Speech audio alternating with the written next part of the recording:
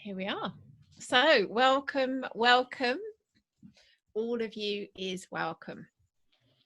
And that welcome is to you, whoever you are.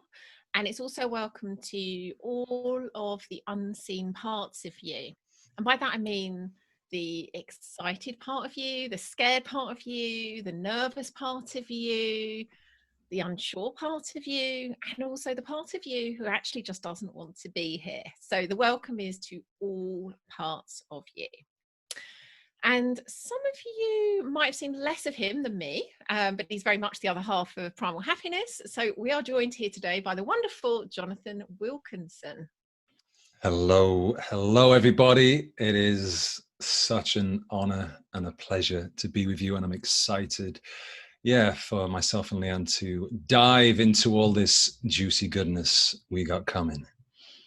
This it feels a cliche to say this is really exciting, but it really is in so many different ways that we might get into towards the end. But this creation has been a long time coming, both this crucible, the webinar itself, but then also Waking the Wild Heart that we've got coming in September. It feels like so timely, so powerful, so aligned to who we are and what we're doing in the world, and very much feels like, oh yes, at last. So we're really excited to be doing this.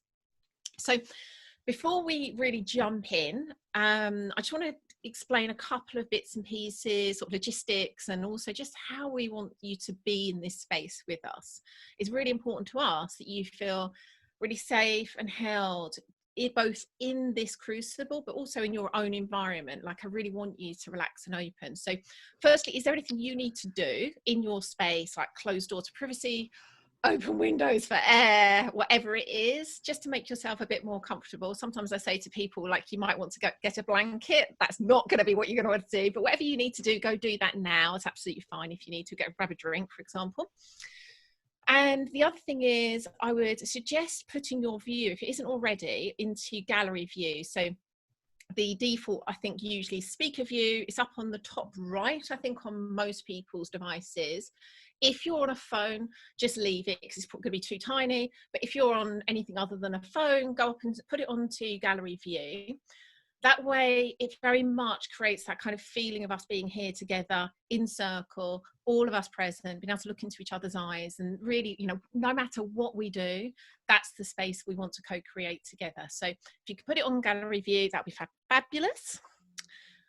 And is there anything else? Oh, yes. So I'll go through this again when we get to the questions at the end. But if you haven't used any of the controls before, one to be aware of that you probably won't need until the end when we're doing questions is you can raise your hand. Can you still do that? You can. I've got it on mine, so yeah. Or maybe because I'm the host, I can't see it on mine. Yeah, I think what I do on the desktop version, if you click on participants and chat as well, it just brings that up in the right-hand pane, and underneath there, in the middle between the two, you've got invite, mute me, and raise hand. That's how it shows for me. I wonder if it's because I'm a host, I can't see it, funnily enough. So yeah, if you need to raise your hand, if it's something kind of like burning important, do so, but probably you won't need to until we get to questions at the end, and I'll recap on that then. I will be inviting you to type into the chat at various points. Never going to force you, but the invitation's there, and you'll certainly get more out of it if you're kind of, again, co-creating this process. So if you click that chat button, if you haven't already, you can just type a message, and the default is to everyone. Just make sure, if you're trying to send like a little kind of personal message to someone, that you've actually clicked it to them, not everyone, if you're planning to do that. I've got caught out like that a few times. And I think that's probably everything we need to know from a kind of Zoom perspective. What we're going to do in this time together is, in a moment, Jonathan is going to guide us beautifully into our bodies and into our hearts. Then we're going to spend some time co-creating our intentions for this time together, and I'll talk you through that, so don't worry about that in a moment. And then Jonathan and I are both going to talk around the kind of like the what, the why, and the how of unleashing your wild heart. And then, as I said, at the end, there'll be time for questions. For us, that's like really the juicy part, having that chance to look at those kind of real-time, real-world examples, questions. We've really prioritized the time to do that with you. So really invite you, like if you're noticing as we're talking, questions come up, make a note of them, because that will be the opportunity at the end for you to ask them. I think that's everything. So I am now going to hand over to Jonathan to guide us into our hearts. Thank you.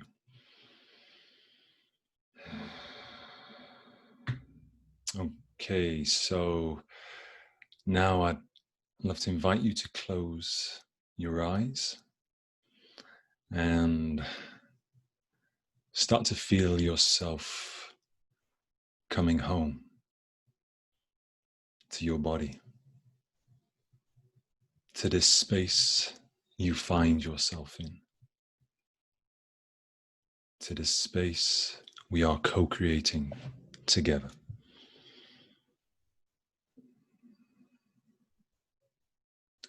Feel the weight of your feet on the floor, your body pressing into your seat. Feel the surface underneath you. Feel how it holds you. Feel its texture, its density. Feel the coming together of your energy and the energy of the surface underneath you.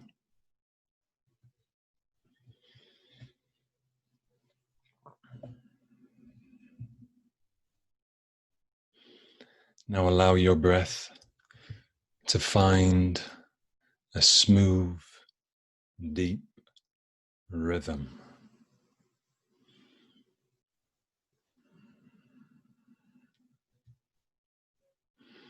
Like a wave, breathing in deeply through your nose and letting go through your nose. Take a moment to find that deep, smooth rhythm.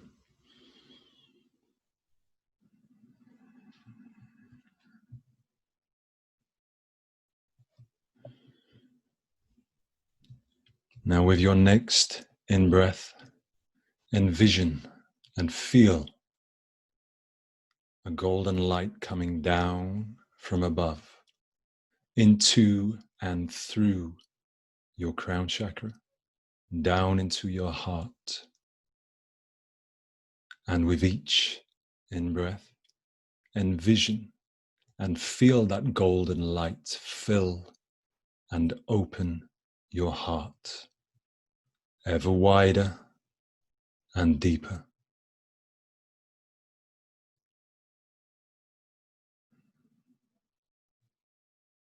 And with your next in-breath, also envision and feel a golden light coming up through the earth, in through your feet and up into your heart. Feel the golden light in your heart intensifying and expanding. Feel the love, the wisdom, the compassion, and the deep knowing that is in your heart, that is always there, that has always been there, even in times of closure. And just take a few more breaths into your heart, deepening your connection, opening ever further, feeling even more what is there to be felt.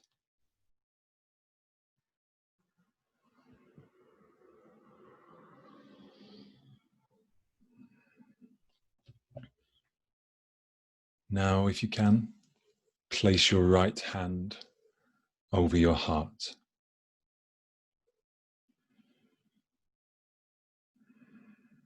Feel the gift that is your heart. Be the gift that is your heart. That is your love. That is you.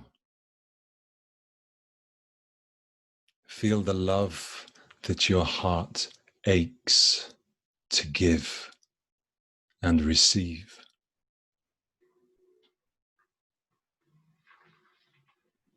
Feel how your heart loves everything it is aware of.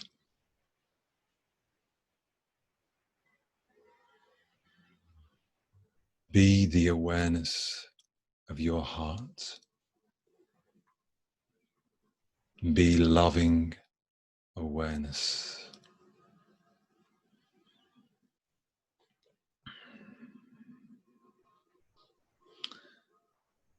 And next, say the following words after I have said them, out loud or to yourself.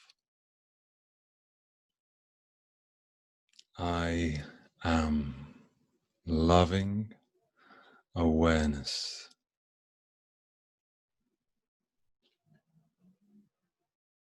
I am loving awareness.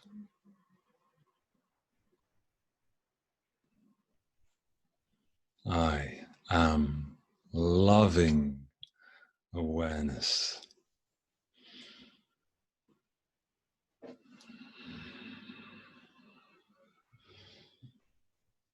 And now slowly coming back to your moment here in this space we have co-created, you can begin to open your eyes.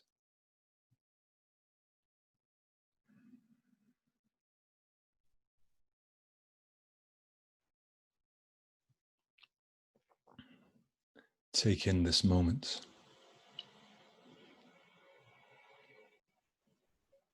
These women, men even, the depth of their eyes, their presence, their radiance, their heart's consciousness, witnessing you, witnessing them, feeling you, feeling them. Feel the truth of their heart. Feel the love in their heart. Feel this container we are co-creating together. Feel how it holds us. Feel how it holds you. All of you is welcome here. All of you.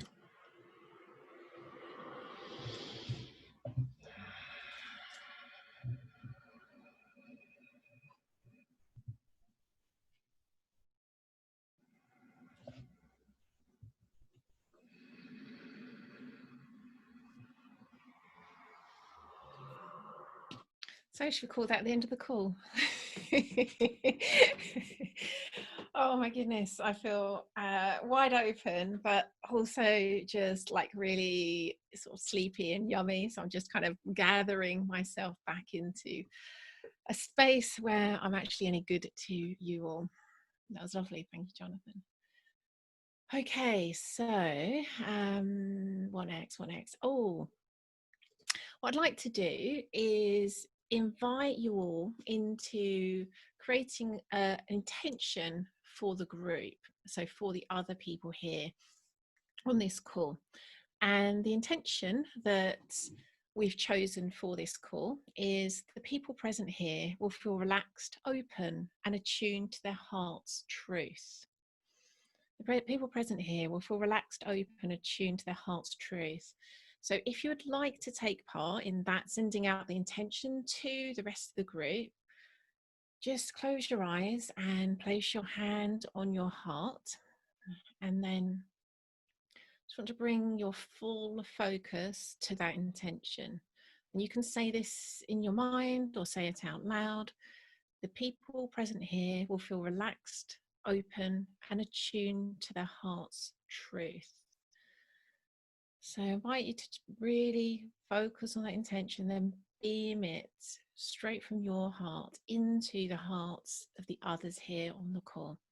Just really send that intention to them, that they will feel relaxed, open, and attuned to their heart's truth. And I also want you to allow yourself to receive that intention from the others.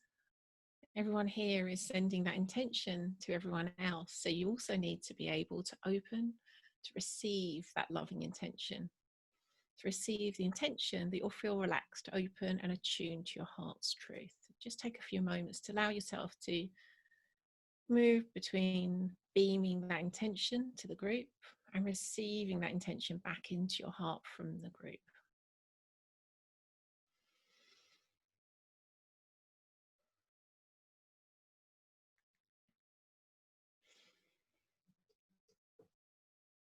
Wonderful. Okay, open your eyes. And now we're going to each create an intention for ourselves for this call. So just take a moment. It could be something, just a simple one line. It could be something that you want to see differently during this time together, something you want to take away from this call. It could be simply how you want to show up during the call. Anything at all that comes to you as something you want to create during this time together is absolutely perfect. Don't think, oh, it needs to be something bigger or grander, or it needs to be something smaller and easier. Like whatever's coming to you is what you want to create for yourself during this call is perfect. And so I want to invite you to share that into the chat. And I know there's always that kind of like, oh, I don't want to be the one to go first, and it's awful and it's scary and mine's going to be stupid. And all I can say is every time I've led groups through anything like this, we all get so much out of seeing each other's intention. And whenever the first one goes, everyone else is just like, oh, that was lovely. So be brave. If you've got your intention clear, go share that in the chat. And again, it can be something really simple, one-liner. Mine is just oh,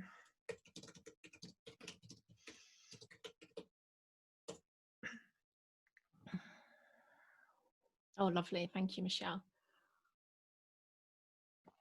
So keep them coming. What do you want to create in this time together? And again, it can be something very, very small and simple. I mean, I love that intention, Michelle's. I intend to listen to this call deeply, which is something quite rare in this modern world where we tend to barely listen, and we certainly don't listen deeply. So yeah, really beautiful one. To celebrate being in heart, beautiful. I tend to be open and curious. I intend to experience the magic of my wild heart. Speaking my language there, Carolina. Lovely. Any more still to be shared? Relaxed and open, wonderful. To open my heart, loving, fully, serving deeply, and to live in the magic of each moment.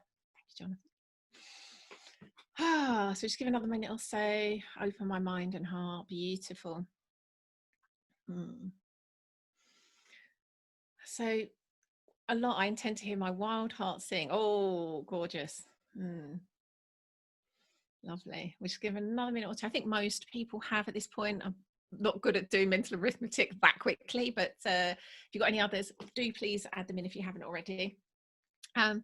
And this really, what we're doing here is how Jonathan and I do literally everything pretty much that we do, like very much with intention, with a sense of vision, with a sense of like coming together in like full co-creation. So this is just like a little like moment or a little example of really how we do everything that we do. And there is real power in just that, like setting, this is my intention. Take a much needed moment to be in my heart and not outside of it. All gorgeous, yes. Lovely. Okay. If you haven't yet done it, do feel free to add it in. I'm just going to close the chat for the moment so I'm not distracted by it, but please do still add it in if you haven't already. Okay, so we'll leave those there for the moment to like sit there and work their magic. And for the moment, I think back over to you, Jonathan.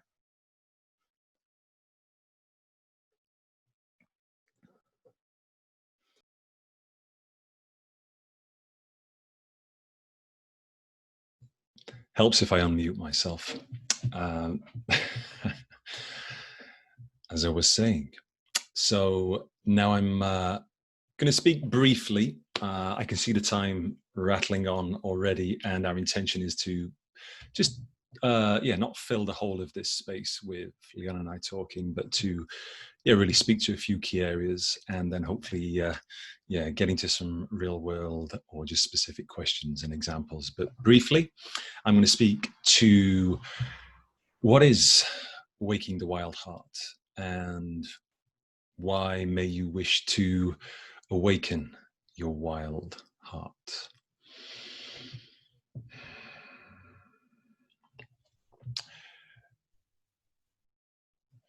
When you were born into this world, into this current spacesuit that you get to inhabit, your heart was wild, wildly open, wildly sensitive, wildly loving, and wildly free. Yet slowly, for all of us, this world, this crazy modern world made up of all the ways that can show up, from our parents, from friends, from teachers, from life itself, we slowly begin to close that once wild heart. And the path of waking the wild heart involves freeing you from the conditioning and the wounds that closed and tamed that once wild heart. And that can look many ways. But as with most things we do here at Primal Happiness, it's a journey of reclaiming your wildness and actualizing your deepest gifts. In this instance, reclaiming the wildness of your heart and actualizing the gifts held within your heart, that is your heart. If there was one thing that anyone could do to increase the level of fulfillment, joy, bliss, just a level of how alive and truly living they are, it would be simply to open and feel what is there to be felt in each moment. As that is our innate state, that is how we are meant to function. We have this incredible instrument of our body to feel what is there to be felt. We can measure the extent to which we are living by how open our hearts are. Living fully is simply living with an open heart. And so when we speak about this, we're talking just basically about living, truly living. And for the vast majority of people in this crazy modern world, they are living from fear, not love. And it is, of course, completely innocent. And for the most part, unconscious. But we can live so much in our heads and out of our hearts. The longest, I love the quote, it goes somewhere along the lines of, it's directed at men, but it's men and women. The longest journey a man can take is the 16 inches down from his head to his heart. And that's the same for all of us. That is the journey of life itself. And while it can be a long journey, it is the most rewarding and remarkable journey we can embark upon. It is arguably the meaning of life. For me, that's how I see it. We enter this world wide open, we get closed up, and the journey is to come back to ourselves, to reclaim our wildness, to reclaim our openness, to reclaim who we are at our core, and then to expand into the gift that we are here to be in this world. And with that, I do just want to touch on trauma and abuse, as when we're referring to opening your heart and feeling what is there to be felt, that does not apply in situations such as an abusive relationship or some life-threatening situation where you need to close down and protect yourself. And if you choose to go into anything that is traumatic, then we strongly recommend you do so in a container that is there to support you, with someone who is there to support you through this. So I just want to say that up front. So why awaken your wild heart? Simply, openness is who you are. Therefore, whenever you aren't open, you are not yourself. You are living from an open heart. Or when you're living from an open heart, that is you living as you. It's an incredibly simple thing. It's something that we hear said in various different ways, but it can be so easy to forget and brush off. So therefore, to awaken yourself to your heart is to awaken yourself to you, to who you really are. Not some closed down shell of a person acting out some shallow existence of life, which is, again, completely innocent, but that's the reality for most people in this time. And if you are, no, your suffering is shaped precisely by your refusal to open. You can measure the degree of your suffering by the degree of how closed your heart is.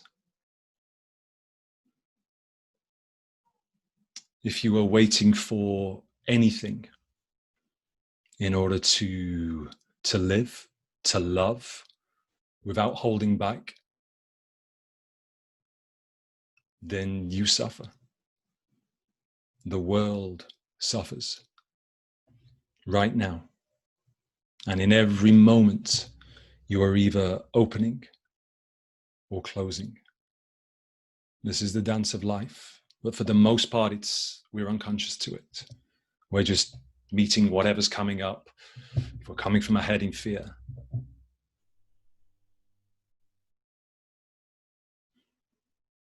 To feel fully is to open fully, is to live fully. Your heart is the epicenter of your life. It's your compass. It's the conduit that you get to transmit and receive love,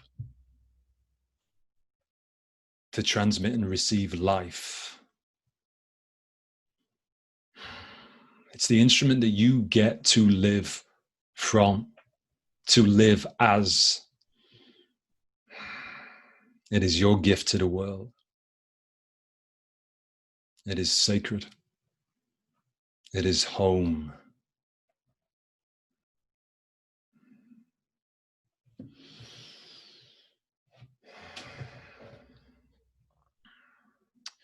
We have been given this incredible gift of life to truly live it, to become the most aligned, expressed celebration of who we are. There is no greater privilege. There is no greater level of service. We are never more alive than when our heart is wide open, feeling fully what is there to be felt moment to moment some moments.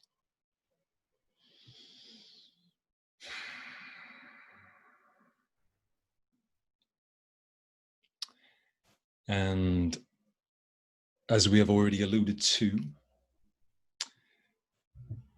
the how is very simple. It is simply about opening and feeling. Yet it is a yoga, the yoga of opening your heart.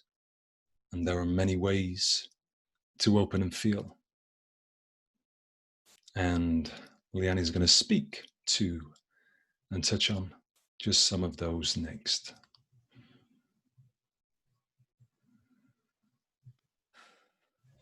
Thank you. So I'm going to start by sharing one of my new favorite quotes, which is by Rumi. The body is a device to calculate the astronomy of the spirit. Look through the astrolabe and become oceanic. And for those who aren't experts in astronomical instruments, and I am, thankfully now, thanks to Wikipedia, an astrolabe is a two-dimensional model of the celestial sphere. And the name has its origins in the Greek words meaning the one who catches the heavenly bodies. So this quote is talking about the body as the one who catches the heavenly bodies. I love that. And if you've heard me speak in probably any way at all, webinar, podcast, anything, you'll know that I speak about the body a lot. Sometimes I'll speak about it as being a kind of wild animal. Sometimes I'll talk about it as being an aspect of our inner child. But really beneath all of that is this idea of the body being a spirituality, the spirituality of the body, and harnessing your heart as a compass and channel for your soul's desires. So very much the way that Rumi was talking about the body, that's really what we're doing here. We're talking about it as this isn't just a body. This isn't just, and I say just, this isn't even minimizing this kind of gorgeous wild animal that we get to play in, or the way it is our kind of representation of our inner child. But this is really relating to our body as a spiritual practice and as a channel and as a compass, and specifically as our hearts as that channel for our soul. The amazing author Marion Woodman, who's one of my favorite authors, she said, instead of transcending ourselves, we must move into ourselves. And I love that quote. But it also kind of makes me chuckle a bit because it makes it sound so like, oh, instead of this, let's do that. And honestly, that journey from going from that focus on transcendence into moving into myself has been the most challenging part of my journey of all. I was naturally, whether it's naturally or not, it could have been closure, but very much a head person, all about kind of logic, science, facts, evidence. And that seemed to lend itself very well to ascension forms of spirituality. So they would include things like non-duality, three principles. Those kind of forms of spirituality came very, very easily to me. I very much see them as forms of spirituality that are accessed primarily through the mind, through the head. So for me, that invitation to move into my body and into my heart has been really difficult, really, really difficult, and often really painful too. And yet so worthwhile, because it creates the kind of life that Jonathan was talking about. This has allowed me to live more fully than ever. It really is how rich and fulfilling my life is. That's grown the more I'm able to live from my body and ultimately live from my heart. Is how open to love I am, how creative I am, and honestly, how much I'm living from soul.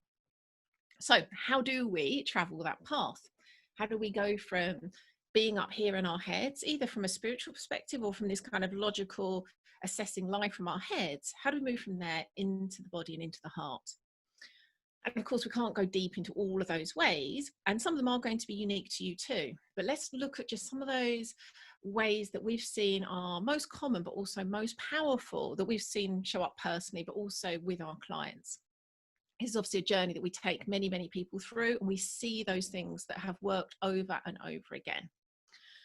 So looking at it from a kind of high level perspective first, this idea of living from a wild heart, from an open heart, this mastery of the heart comes from a conscious choice. It comes from that conscious choice to open no matter what. It comes from attuning to how open or closed your heart feels moment to moment, and to learning to open it when it closes. So Michael Singer, in his fabulous book, The Untethered Soul, which I'm sure some of you have read, he said, do not let anything that happens in life be important enough that you're willing to close your heart over it. But of course, life will close your heart. The real choice is whether you're devoted to opening it again. And the most powerful place to practice this kind of like dance of closing and opening is to actively choose into situations that you know will have you at your growth edge. Situations that will prick your wounds, trigger your shadows, close your heart, and then give you the opportunity to open up again. And pretty much anything you could choose could be a place to practice that. But what we see over and over is relationships with others are, for most of us, the most powerful place to practice this. And just to say, most of us will naturally choose intimate partners whose wounds are going to have them behave in a way that perfectly, like unbelievably perfectly, triggers our own wounds. So if you're in an intimate partnership already, chances are you will not need to actively go look for someone who can provide this like place to practice. Like you almost certainly, if you're with someone, they're going to be perfect to do this with. The challenge will be to see that relationship as the material for liberation that it is, and then choose fully into the expansion it's inviting you into. And so again, if you're already in an intimate partnership, chances are you are going to have the perfect material to practice this dance of closing and then choosing into opening again. Doesn't have to be an intimate relationship though. For example, mine and Jonathan's business partnership, we've consciously chosen this as a place to practice. And with that real conscious choosing, it can be just as potent. In fact, being honest, I didn't tell Jonathan I was going to say this, but I think it's fair to say Jonathan has triggered me more fully and more often than probably any other human being I've ever known. To be honest. And the amount of times I've closed up and literally wanted to walk away from the partnership, like for good, forever, I don't want this anymore, I can't count them on both hands, let's be honest. And the beauty of having a partnership where you've chosen into it consciously as we have is usually when someone really is at that point of like absolute closure, the other one is able to kind of choose into being open enough to create that invitation back in. Like sometimes that's what it requires. And most of the time it is that way around, if I'm honest. I'm the drama queen in the relationship. It'll be me likely that will want to flounce. But this is an example of how we really can choose into those relationships that will really stretch us and grow us and give us those opportunities to close and then open again. And it really isn't easy. I'm kind of laughing about this, but you know, many tears have been shed over the years. So ultimately, like, these we can practice in all these different ways, all these relationships, but most powerful of all is that choice to play all out, to play no matter what, not to withhold our hearts for fear of being hurt, to be devoted to allowing our hearts to be open and vulnerable, knowing that means the risk of them being hurt and even broken, which really is allowing ourselves to crack open into who we really are. And the real bringing this kind of back home again, these relationships, because we're in relationship with someone else, it very much looks like it's that other person that's out there doing this to us, making life hard for you, closing you down. And when it's Jonathan, it actually is him. I'm joking. It really is the other person. It really isn't about what's happening out there. It's about what's going on for you, inside your body, inside your heart. And that's why understanding what closes you and why is where it's at. There's a quote that I have said for so many years, and I mentioned the other day, I've like butchered it so many times, so many years, I kind of stumble over it every time I say it now, even though I know it by heart. And it's, until you make the unconscious conscious, it will direct your life and you will call it fate. And it's a quote by Jung. And for most of us, as Jonathan said, we will have conditioning and wounds, and those wounds can be cultural, ancestral, personal, that have created those patterns of closure, and yet they'll largely be out of our conscious awareness. That's how they operate. They operate in the dark, in the shadow. We're not aware of them. And because they're outside of our conscious awareness, they will direct our lives and we will call it fate. So this is why this illumination, bringing into light these ways that we've been almost trained to close, allows us to start to choose something different. So how are we doing for time? My goodness, I'm trying to see what I can cut out to fast forward. I'm just going to try and go a little bit faster than I plan to. So a really quick example of an ancestral wound that for most of us, we're going to carry a version of this. Those of you who remember your high school science might remember that we have mitochondria, which are how our cells produce energy, how our cells are powered. And these mitochondria are inherited purely through our mother line, as in they're inherited just from our mothers. And the way I hold this, I'm not saying to you this is like absolutely like factually scientifically proven, but this is how it feels to me. That means like what was safe for her or not, what was safe for your mother or not, what allowed her to be in that kind of energy production or not, is most likely true for you to some extent too. And as I hold it, energy is really love. So this is a beautiful way to see that when we're withholding, this is actually not just energy, as in how our cells are powered. This is actually like us being able to give and receive love in all the places, all the relationships, all the ways that we can do so. So looking at those places that are or aren't safe for us is really helpful. And so some of the really common ones that we see are money, men and women, intimacy and pleasure. Like they're places that we notice over and over again create that sense of like, this place isn't safe, therefore I'm going to close. And so let's just do a really quick exercise just to get a sense of like how that feels. So if you can choose, I'll just pop these in the chat. It doesn't have to be from this list. It might be you've got a different one. Just choose something you know does create that kind of trigger, that sense of like, oh, I don't like this, it scares me, it angers me. Again, it doesn't have to be that for list, but just choose a recent time that you felt that kind of trigger of like, ah.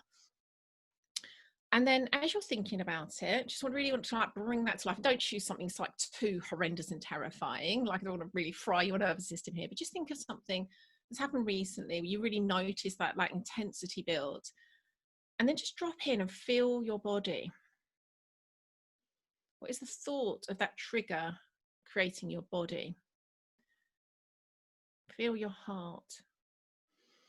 And now what I want you to do is just drop more deeply into this. Like often what we notice is the emotions. I want you to notice the felt sense. What sensations do you notice? It could be a temperature thing. Most of us are going to be quite hot at the moment. But beyond that, what are you noticing is being created by feeling this trigger? And so again, it could be hot, cold, soft, hard, tight, loose. Could have a color associated to it. It could be kind of prickly or it could be soft. Just notice that sensation that's created in your body. Now that, if that trigger was alive for you, that is what your closed heart feels like.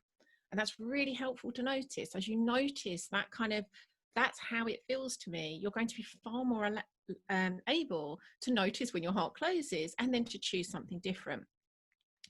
So now, because I don't want to leave you in a closed state, we'll just take a moment to open back up again. I call this like a rose ritual. So rose for me is relaxed, open, soften and energized. So just notice you can invite your body back into relaxing. Just breathe deeply into your heart and notice your heart opening again. Your whole body's softening. And then that energize is really the energy of love. Allow that to come back through you, pour through you, pour through your heart. And now from there, it's just, again, feel your body, feel your heart, attune to that felt sense. What is the texture of this moment? Again, has it got a temperature? Has it got a color? Is it hard or soft? What does that feeling of being relaxed and open feel like? Now, that feeling is what your open heart feels like. And so these are kinds of practices that we are going to, by doing them, by having that commitment to caring about whether we're open or closed, we become more and more attuned, more and more sensitive, where it's so fast then. We're able to notice, oh, I'm feeling closed. Do I want to open? Yes. Okay, I'm now going to open back up again. Okay, so in the interest of time, we've really overrun. Let's just quickly recap. Why are we doing all this? Why are we feeling what our bodies feels like, our hearts feel like? Why are we doing all this? And it really is, again, because that what living with a wide open heart creates is all the things you want. As Jonathan said, how open your heart is how fully you're living, how much love can move through you, and really how much of your unique magic is available to express into the world. And we're making that kind of more tangible, like words that we typically value and want. This is more of everything your soul desires: more freedom, radiance, creativity, energy, abundance, magnetism, juiciness, and love. All those things, all of those come from just living with an open heart. Sounds good, doesn't it?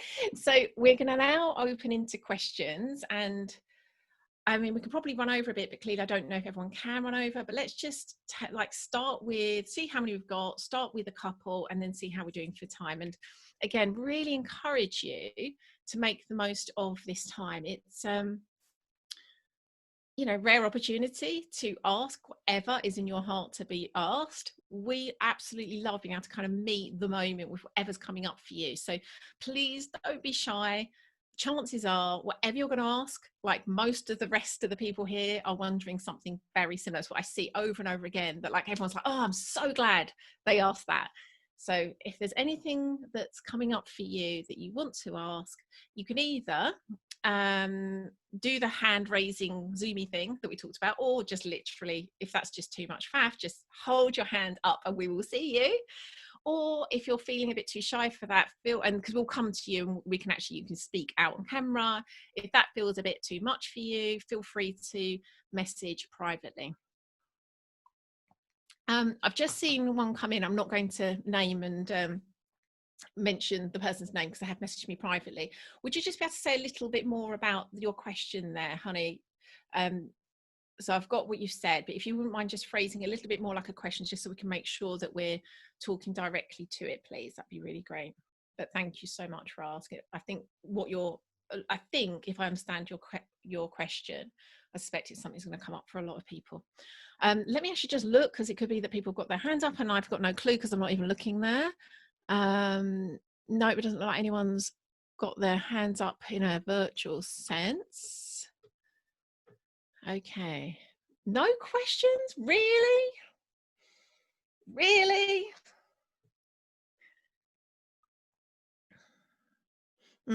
Yeah, Kate, I always hope to get an open heart back, but I often don't, which makes it so much harder to open. You mean open heart back from whoever you're in relationship or conversation with?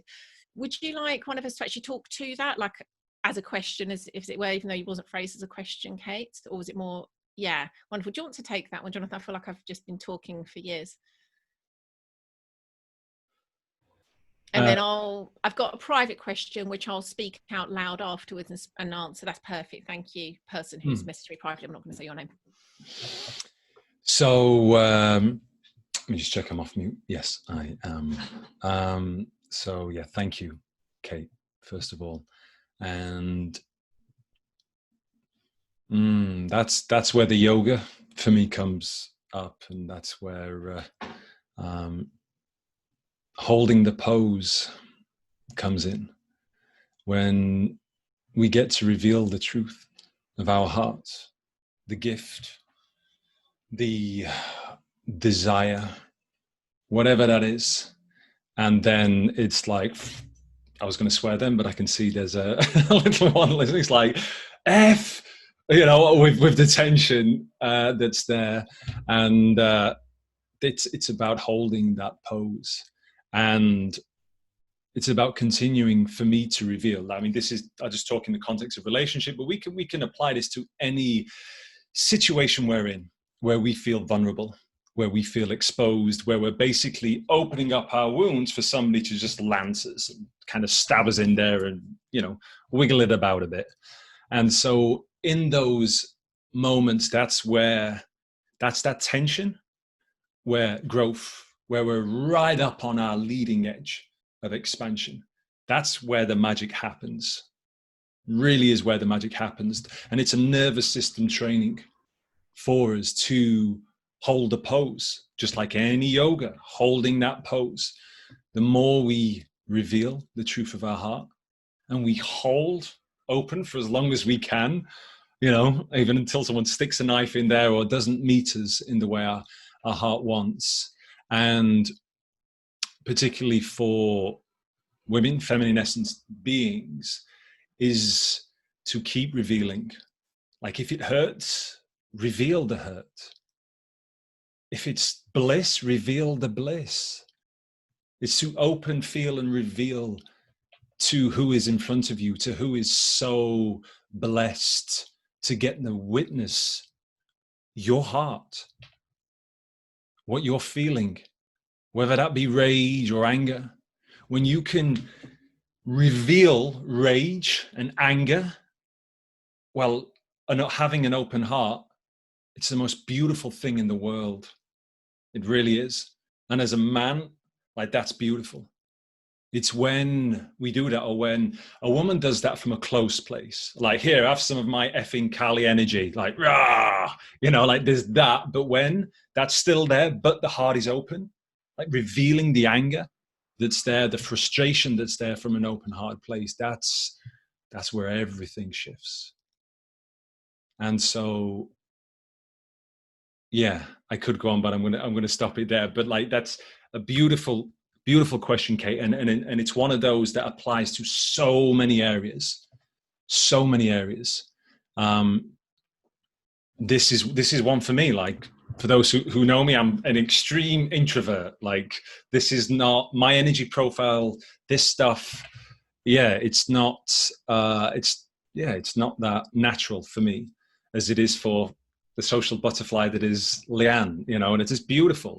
But for me, when I can drop into my heart space, it doesn't matter about whether I'm introverted or extroverted. If I can just reveal and share from that place, then it slices and cuts through everything. And that's that simplicity. But the yoga is that holding that tension, the revealing, the sharing, holding that heart open with whatever is going to come back. And then, if possible, continuing to reveal whatever's going to come up from that place. So yeah, I hope that made sense, Kate. Wonderful. And yeah, again, for anyone else, ask any follow-up questions or anything else on that, I'd gladly speak to more of that. Or Leanne, if there's anything you would like to add to that, that'd be great. Only two very quick things. One, someone might privately message me, I'm not going to say their name, and said, Jonathan's actually just answered my question. So that was two questions answered in one. And the other thing is, I was just thinking, the client session I had this morning was about this exact thing. And something I think is worth adding to everything Jonathan said is, we can be very inclined to look for kind of immediate evidence that, oh, because I've now showed up with an open heart, the world is going to just open wide open to me. And of course, we're going to be in relationship with people who may just not be ready for that, may not be ready for that in that moment. And expecting it to happen like that isn't really that deeper devotion that we're talking about. Sometimes it does require being open in the face of someone who's got a closed heart and is going to damn well keep it closed, and we're going to continue to open anyway. And so I just want to say there is often, not always, sometimes like transformation happens like magic, relationships change in a day, But a lot of the time this stuff does take time, and it is a kind of, you know, up and down, and looking there for evidence of like this hasn't worked is unlikely to create the deeper transformation that you're wanting. Thank you so much. I just want to tag something onto the end of there, as we have majority of women on the call, and just from a man's perspective, like men generally are more closed. Our nervous systems are naturally more dense because since the dawn of time until recent times, we've had to kill a lot of things, you know, in war and all of those things. And so naturally our nervous systems are denser and we are more closed. But it's the most beautiful thing in the world to be with a woman who continues to open her heart, continues to love on me in spite of my closure. It's the most powerful gift and invitation to the masculine, to any man, to have that, okay, instead of just closing up, okay, more love needed, ramp up the love, you know, and then like just give more. And I know this is really effing challenging. I know this, but it's so powerful, both for yourself and your nervous system training, your yoga, and for any man who should be blessed enough to be on the other side of that. To love him open with the revealing of your heart is game changing. So love that you brought it there, Leanne, and I just wanted to pop that bit on the end. Okay, we do need to move on. So really quickly, I got an amazing question here. Again, it was in the chat, so I'm not going to say whose question it was, but again, I think it's such a one that I think so many people got their own version of this. I feel like I'm waiting to be slim until I go into a relationship. How can I overcome this? And again, really wonderful question, a real vulnerability in asking that. So thank you. And I think in some ways, a lot of what we've just been talking about really applies to that question too. And then very specifically, I think there is this such an over focus in our culture in this idea of kind of what creates sexual attraction. And that's not to say it's not important. It is, clearly. We wouldn't all be sitting here if people didn't have sex. But we focus so much there, and then on the attributes we believe will make us sexually attractive. We're really missing all the other things that make us deeply magnetic and someone people want to be with, or in this instance, if assuming you're heterosexual, someone of the opposite sex wanting to be with you. And as an example, because the person that's asked me this is a woman, this, funny enough, came up in a client session earlier too. The amazing author Alison Armstrong, who I'd recommend any of her books, but particularly Queen's Code, and I think the other one's something like Understanding Men. And in Understanding Men, she's got this fabulous table, which she's done loads and loads of research. So this kind of table is a combination of all this research she's done over the years on like kind of heterosexual relationships and like what attracts men, what attracts women and stuff like this. I'm sure it applies more broadly, but it's just specifically through the lens of heterosexual relationships she's speaking. And on the left hand is this column of what creates sexual attraction. It's kind of like, these are the elements that create sexual attraction, and the result of that is wants to have sex. And then on the right hand side is something like what creates a kind of like enchantment and charming, and it's got a list of things. And the most kind of, I guess, would you say the most powerful one she's done in this big font, and it's receptivity. And I love that so much. I mean, just the word receptivity makes me feel kind of like, oh, like gooey and soft, but like not realizing like that is deeply attractive. If again, we're talking about a heterosexual man with a woman, her receptivity is the most attractive thing. Like, wow, why weren't we told that? So there's obviously lots more I could share in answer to that question, but I think just to bring it back to often, sorry, clearly my dogs are experts on this, to bring it back to this idea that we are looking often in such the wrong place. It's not to say again that our bodies and sexual attraction has no place, but it really isn't like the place to put the focus. But who we are, how open, how revealed, how receptive we are. So I'm not sure if my husband would shoot. Oh, man. Give me 2 secs. They've literally come in as I'm finishing. Chris, I'm still on the webinar. I said don't come in before 5 o'clock in the moment, or 5 o'clock's past.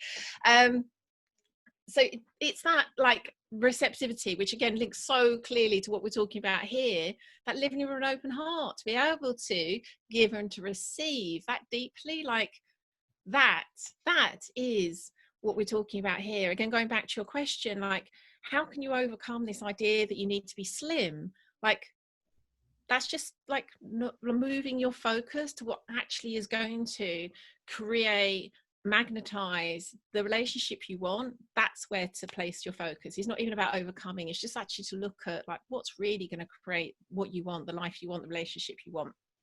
So there's so much more we could talk about that. I'm glad it's answered. I've just had a private message saying thank you, but yes, for the moment, I think, unfortunately, we should have probably booked this for longer. We love to talk, particularly to answer questions, but I think we're going to have to leave this one here and start to close out. Where are we? I've forgotten where we are in this whole thing, this whole journey. Where are we? So I think we're done, aren't we, Jonathan? So yeah, where next?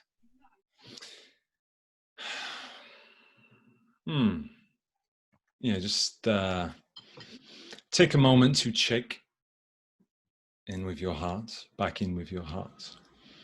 Maybe place your hand over your heart again, and what is your heart feeling?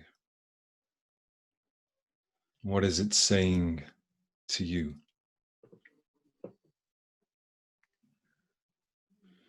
Is it ready to embark on the journey of waking the wildness that's within?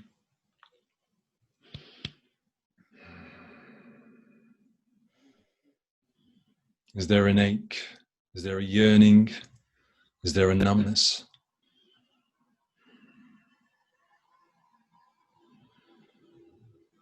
And just allow yourself to be with what is there to be felt in this moment.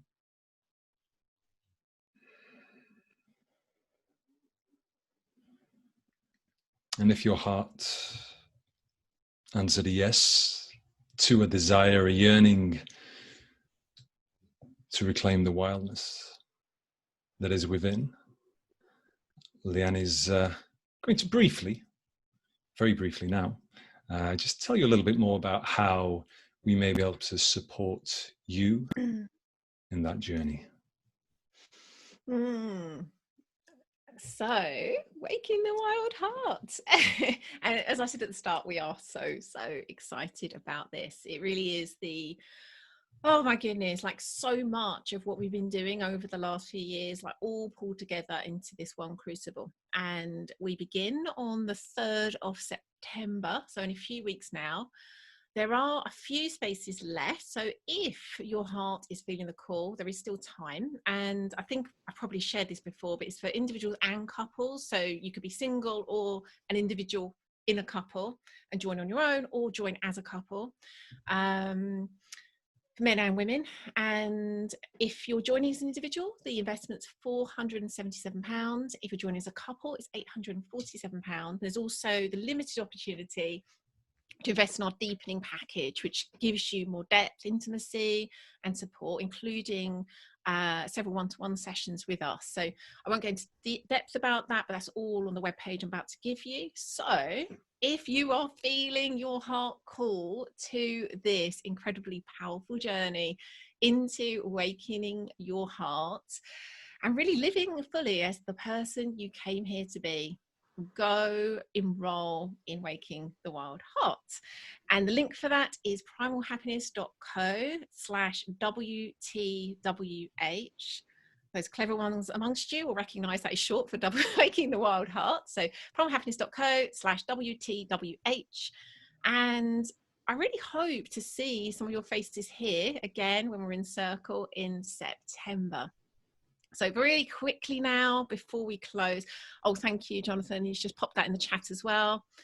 If there's any questions you've got on anything that's come up today, or anything in Waking the Wild Heart that obviously we've not had a chance to talk much about it itself, do either message me privately or post in the Primal Happiness Facebook group, or you can email me at leanne@primalhappiness.co.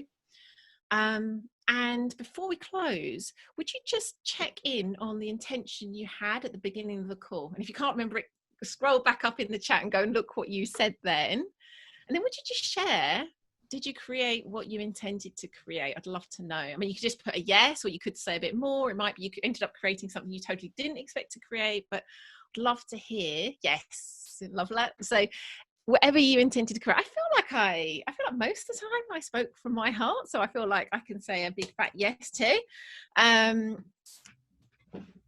Yeah, it's a real challenge for me. Like, again, I typically am much more like a head person, and for me that challenge has been to like allow myself to speak from that kind of what goes on up here, but also through the channel of my heart. So it's a kind of ongoing devotion and challenge for me. I just had a compliment on my dress. Thank you, Rebecca. It's new. And my daughter really wants it. She's only 10. And she's saying, when I grow up, can I have that dress after you? It's like, if I still have it, maybe you can borrow it. But thank you. So anything you want to say in completion, Jonathan? Oh, lots of yeses. Wonderful. Sorry, carry on. No, just simply that, I just want to honor and acknowledge each of you that's chosen to invest your time in this space, in the journey of opening your heart. It is, like I said before, it's a very challenging journey to embark upon, but it's the most rich and rewarding and fulfilling one there is. And you are the few. You really are. And so I just feel incredibly blessed and deeply appreciative to, be on this journey with you in whatever shape or form that takes. So thank you. Love that. Carolina said she'd like to see your t-shirt, Jonathan. I think everyone wants to see your t-shirt, if you don't mind. It's been helping me out below the desk. Lovely. And what do I want to say in completion? Oh, just real deep appreciation for, I can just, even though we've not had much of a chance to go back and forth and actually speak, just what you've been bringing to the call, what you've been typing in the chat, like I really appreciate your open minds and hearts here today. So special, makes this so much more fulfilling, enjoyable, fun, everything for us. So thank you. And honestly, this way of being together, like hearts wide open, full intention, is not that common in this modern world. Like, is that something you do every day? Probably not. And it is such potent and necessary medicine for all of us. So thank you so much for helping us co-create this. So before we go, I'm going to read a poem. I love to finish anything I do with some kind of reading poem. If you know me at all, you'll know I just love poetry. And this is a new poem that I found. I'm actually feeling quite emotional. It's by one of my favourite poets, Mary Oliver. I've never known this poem before, and I found it especially for you for this call. And I've cried both times I've read it so far, so we'll see, it might happen again. Here is a story to break your heart. Are you willing? This winter, the loons came to our harbour and died one by one, of nothing we could see. A friend told me of one on the shore that lifted its head and opened the elegant beak and cried out in the long, sweet savouring of its life, which, if you've heard it, you know is a sacred thing, and for which, if you have not heard it, you had better hurry to where they still sing. And believe me, tell no one just where that is. The next morning, this loon, speckled and iridescent, and with a plan to fly home to some hidden lake, was dead on the shore. I tell you this to break your heart, by which I mean only that it break open and never close again to the rest of the world. So that's us done. That's us done. Also, thank you for helping me find that poem, because I wouldn't have done it if it hadn't been for this. So thank you. Lots and lots and lots of love to all of you. Thanks again for being here with us, with hearts wide open, minds wide open. We love you to bits. Thank you. And I really hope to see some of you in September. I know some of you on this call are already coming, and I hope some more of you will be too. And again, any questions at all, just let us know. Love you all. In fact, I'm going to take everyone off mute quickly if I can. I think I've got the power, and then I often don't have the power. Let's see. Might be unmute all. If you want to say goodbye, you can do so. Has that worked? Unmute all. Who knows? Maybe take yourself off if I manage to do it. I think I've got the power, and then I don't. Thank you so much. Thank you very much. Oh, Anybody? goodbye. Beautiful. Mwah, mwah, mwah. Goodbye. Thank you.